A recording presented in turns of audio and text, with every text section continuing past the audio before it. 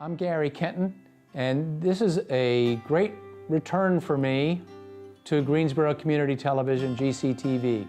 For many years, I did a public access television show here, and my wife, Laura Linder, and her partner at the time, Sally Alvarez, were two people who spearheaded getting public access for the city of Greensboro. The group Citizens for Responsible Government had a lot to do with it also. And the argument was pretty simple. Television is a powerful tool, and the people should be able to make their own television shows.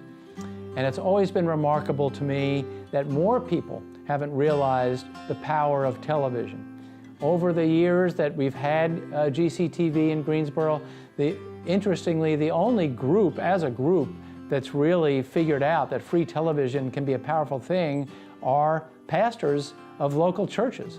Mostly African-American pastors who have figured out that free television is a good thing, and they do their television shows, and it helps them in their ministry, and it helps them with their churches. Community groups, some have used it, some haven't, but we think the potential is great. The internet obviously has changed the equation to some extent, but people now can do their own shows and get them up on YouTube and use them on their own channels.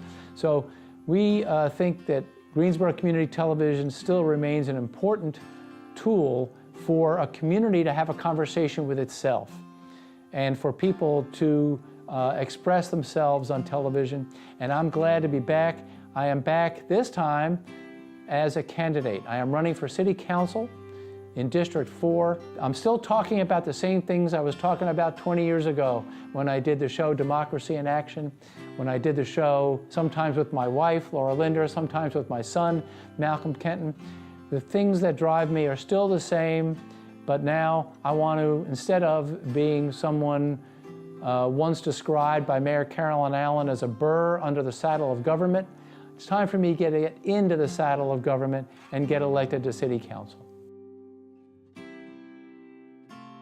I am running for City Council, District 4, the great city of Greensboro. And people ask me why I'm running, and there are so many issues that are involved. There's no particular thing. It's really business as usual. A lot of talk. Almost every new candidate will say that they want new leadership. Well, of course, that implies that you elect a challenger rather than an incumbent. Business as usual means something very particular in Greensboro. It means an orientation to commercial development over residential development. It means an orientation towards downtown as opposed to the surrounding neighborhoods. And it means a complacence about the state of the world. And I'm sorry, I know that in District 4, not everybody is as worried as I am, but a lot of the people I talk to share my concern about what's going on in Washington. We have a president. This is not a personal thing, that it is his authoritarianism that is the problem. It is his attack on democratic institutions that's the problem.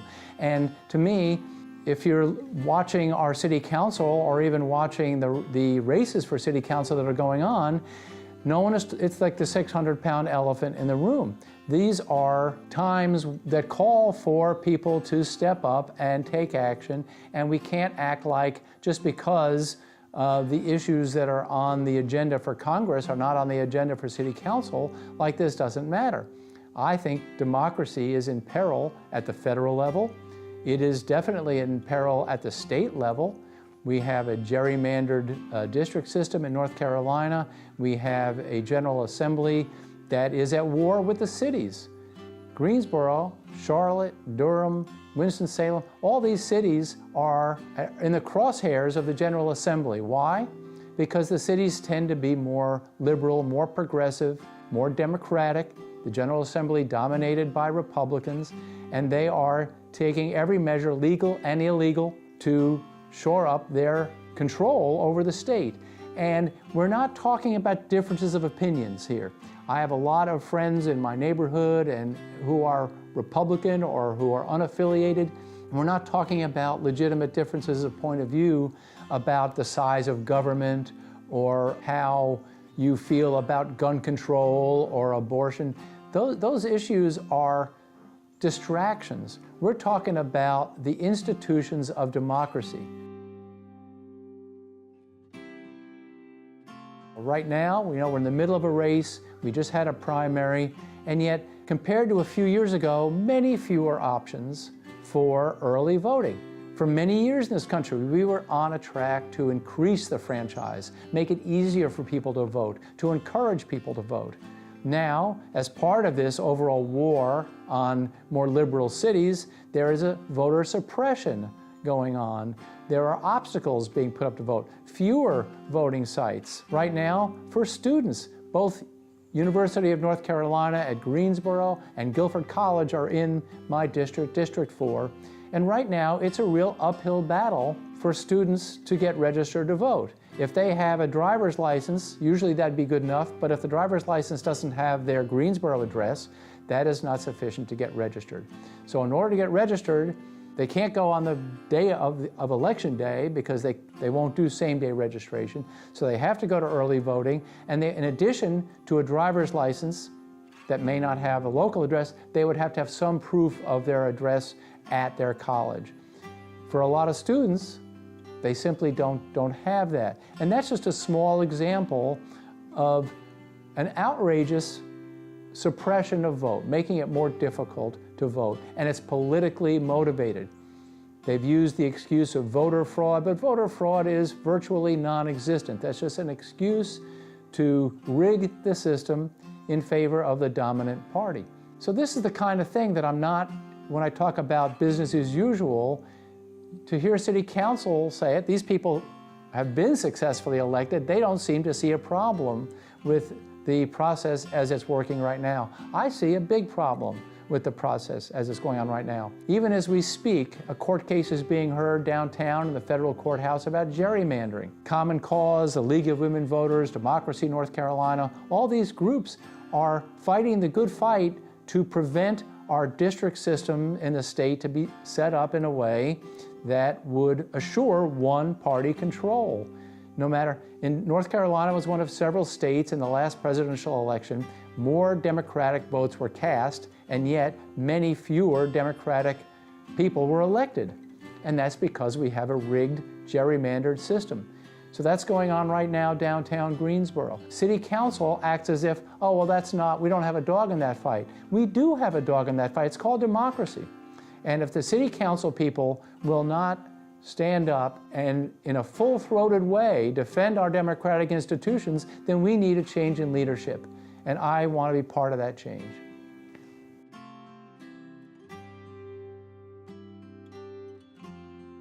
Recently, the League of Women Voters held two events in Greensboro, and it was called, What Does the City Council Do and Why Should I Care and Vote? Great events designed to convince, first of all, educate students to get them interested in municipal government. It's difficult. I remember a long time ago, but I remember being in college, and I was very engaged politically, but municipal government, I was not very mindful about that. So I understand that's a difficult thing. Students are very much politically engaged, but maybe not at a local level. The League handed out very usefully a list of the actual responsibilities of City Council as opposed to the Guilford County Commission. And there are items on there: police and fire, libraries, parks, zoning ordinances, housing, street maintenance, water and sewer, waste and recycling, so on and so forth. So there's a lot that City Council is responsible for. But what I don't see on this list are the three things that are the things that motivated me to run, which are poverty, race, and jobs. And I don't see how that isn't number 1, 2, and 3 for any City Council people. Maybe not in that order.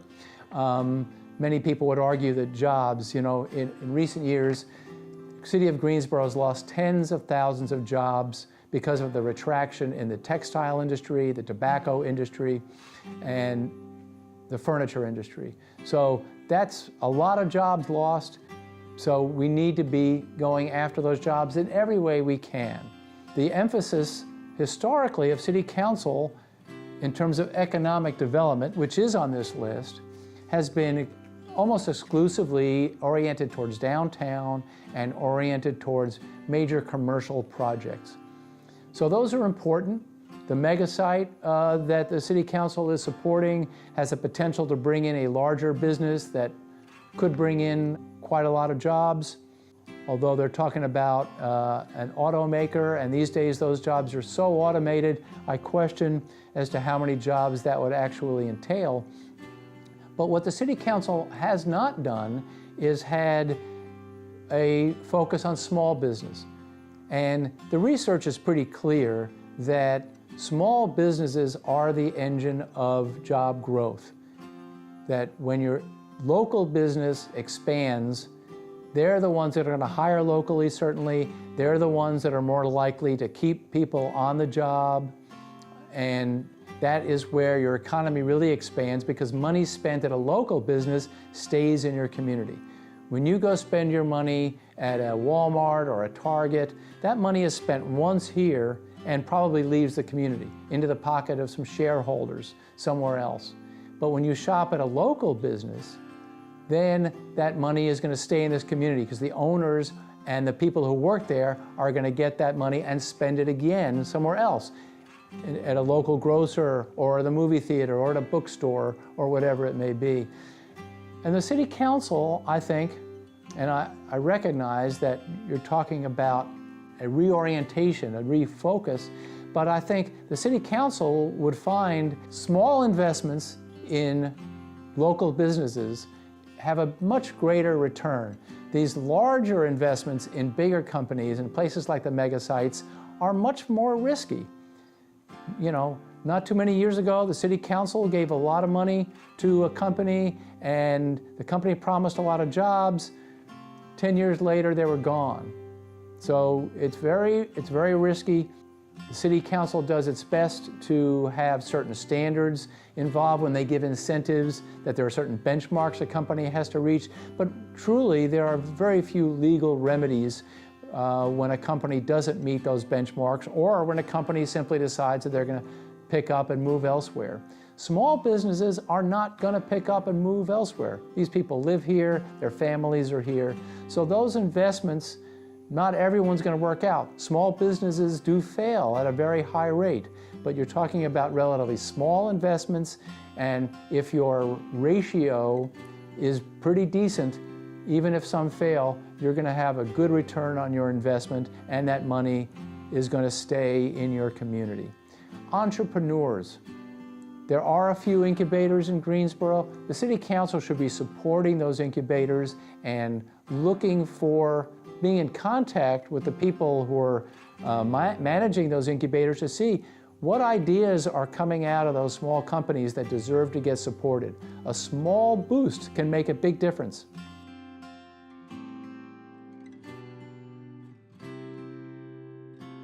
A little over 20 years ago, I started a paper recycling business in Greensboro. It was called Paper Route. And we were doing great, except, well, one thing that happened was the Gulf War. And who knew? All the paper, a lot of the paper that's recycled in this country goes overseas, but the Army took the containers. So suddenly there was a glut of paper. Then, also, that was around the time of the major Earth Day, and a lot of communities started recycling. So there was another glut of paper that was suddenly being collected. So anyway, the prices plummeted. And my company, we couldn't make any money. We kept on getting more and more clients. I had big clients around Greensboro. I had Procter & Gamble, and I had Vicks, and a lot of big companies had me picking up their paper, but no matter how much we got, we couldn't make any money on it. Well, when that became clear, I went to the city of Greensboro and said, hey, let's partner up. And Paper Stock Dealers, which is a distributor here, the place we were bringing our paper to, was a willing partner. So we could have worked out of their warehouse, but the city would have had to subsidize us to a certain extent. But we had set up the network. We were growing. So we were starting a paper recycling program for the city of Greensboro. But it seemed too revolutionary for them at the time. They declined to enter into a partnership with us. And P.S., my business went out of business. And maybe 5, 6 years later, Greensboro started its own paper recycling business. So years were lost, and the program could have been much bigger. The point here is that that kind of investment at the proper moment in the life of a small business could not only make the difference to that small business and to that family that's running that business and to the employees of that business, but could make a difference in the service that's being provided by that business. So what I'd like to see people on City Council doing is looking around saying, okay, what do we need? What could be done? I mean, I know on a small scale, the Forge has been doing that. Welders, we know that welders are needed in Greensboro. And Michelle Kennedy, a candidate for the at-large seat on the City Council, has been talking about matching homeless people with training to be welders because there's a need for that job. Well, that's the kind of thing that the City Council can be looking at. Where are the skills needed? What are the services that are needed? Can we find some local entrepreneur that wants to seize this opportunity, and is there a way for the city to support that? That's the kind of economic development that I don't see going on and that I think the city of Greensboro could do much more of. A few years ago, there was an article in Yes Weekly that was about crony capitalism in Greensboro, and I thought it was a very interesting article that is on a subject that doesn't get discussed much. And it tried to explore some of the connections between city council people and some downtown property owners and businesses. And it leads you to ask about, do certain votes that take place on city council benefit those city council members directly or indirectly? And the article in Yes Weekly implied that it did. We had a case recently on City Council where there was a clear conflict of interest, that Councilman Outling voted on a health care issue where his legal firm represents United Healthcare, and the city had paid quite a bit of money for a study of which healthcare provider would be a better buy for the city of Greensboro, be better for the city employees. And 2 years in a row, this study had studied the data and come up with the conclusion that Cigna was a better deal than United Healthcare. And yet, City Council voted 2 years consecutively to renew the contract with United Healthcare. Now, I understand United Healthcare is a Greensboro company, but by law, City Council is not allowed to take that in consideration. Now, I can identify with City Council people on that issue because the law may say you can't take that in consideration, but it's a local company and a lot of people in this community are tied to it. So it is a consideration, but you're not supposed to let it influence your vote. But in the case of Councilman Outling, he has people working at his law firm who are paid lobbyists for United Healthcare. And that is one of his areas of specialty. So it was a clear conflict of interest. He shouldn't have voted on it. And not only should he have recused himself, but other city council people should have insisted upon it because it calls into question the integrity and the ethics of city council. And now we're seeing other votes where we're made to wonder, what are the connections between city council people and certain properties downtown? My opponent in District 4 owns a number of properties downtown. She manages certain properties for Andy Zimmerman. So she is voting on some cases that may not be directly tied to those properties, but certainly indirectly impact those properties. Should she be recusing herself? And I would say in a bigger way, it calls into question her entire emphasis on downtown. A lot of the people in District 4 that I speak to feel that they are not being paid attention to, that neighborhood concerns are not getting the kind of attention that downtown development gets. So I'm afraid that we can say that crony capitalism is alive and well in Greensboro, and the only way to change that is to provide some new leadership on City Council.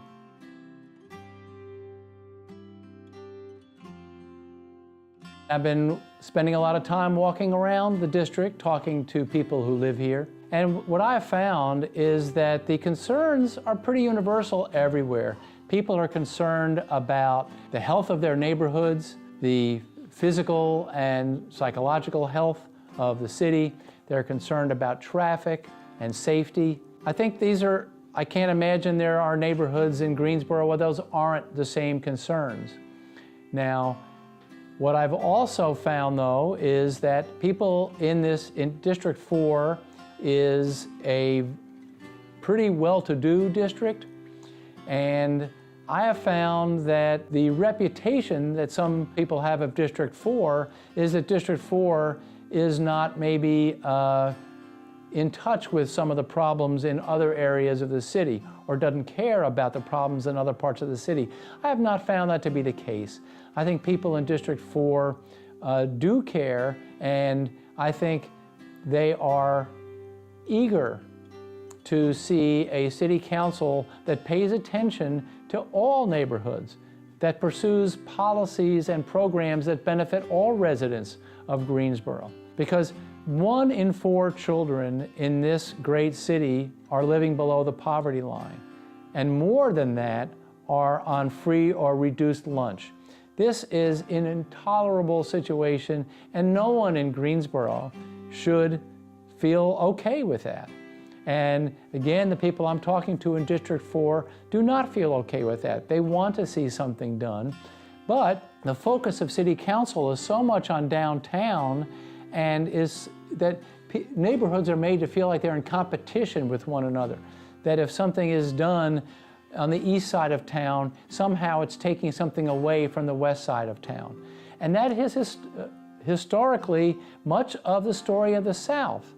The whole story of the Civil Rights Movement and the backlash to the Civil Rights Movement is often pitting people against each other.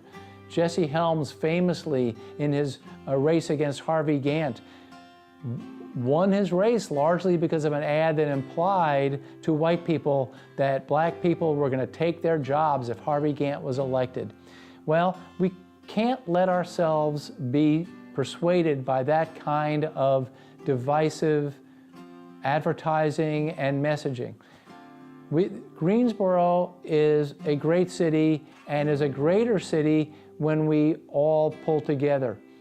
And if people believe that their enclaves, their neighborhoods are somehow okay because they're not directly experiencing some of the difficulties of other neighborhoods, I think they're wrong. If we don't address the conditions of poverty, if we don't address the racial divide that describes why so many people are in poverty, the entire community is hurt, and there's no gated community that's going to protect people against these bigger problems. The whole economy is suffering and will suffer more greatly. When we pull together, the whole city can rise, and the whole city will benefit, and people can take pride in the fact that Greensboro is living up to the values that it professes.